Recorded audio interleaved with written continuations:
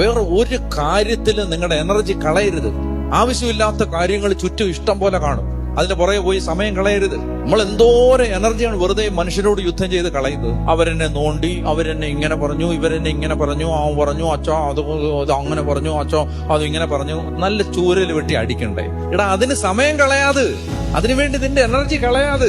ആ സമയം നീ ഏറ്റവും വിലപ്പെട്ടതിന് വേണ്ടി സമയം ചെലവഴിക്കുക. നിന്റെ ആത്മാവിൽ നീ പ്രാർത്ഥിക്കുന്നതേ, ഈ അവൻ എന്നാ പറഞ്ഞാൽ എനിക്ക് എന്റെ യേശുവിനെ കണ്ടാ മനസ്സിലായി, എനിക്ക് എന്റെ യേശുവിനെ കണ്ടാ മതി.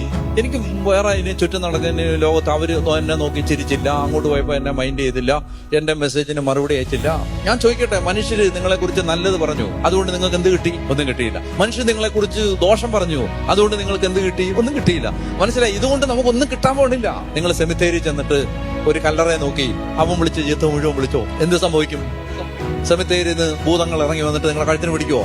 എടാ, ചത്തവനെ ഇത് വല്ലതും ബാധിക്കുവോ? ചത്തവനെ ബാധിക്കുവോ? ഇല്ല. മനസ്സിലായോ? അങ്ങ് ചത്തോണം, ലോകത്തിന് ചത്തോണം, എന്നിട്ട് ദൈവത്തിന് വേണ്ടി ദാഹിച്ചോണം. പറഞ്ഞ ഹല്ലേലൂയ. ഇതൊക്കെ എന്തിനാ പറയുന്നത് അറിയാം? ഇതാണ് റോമർ 6. അതാണ് പഠിക്കാനുള്ളത്. നമ്മൾ ഈ ലോകത്തിന് മരിച്ചവരാണെന്നും ക്രിസ്തുവിന് വേണ്ടി ജീവിക്കുന്നവരാണെന്നും അറിഞ്ഞുകൊള്ളുവിൻ.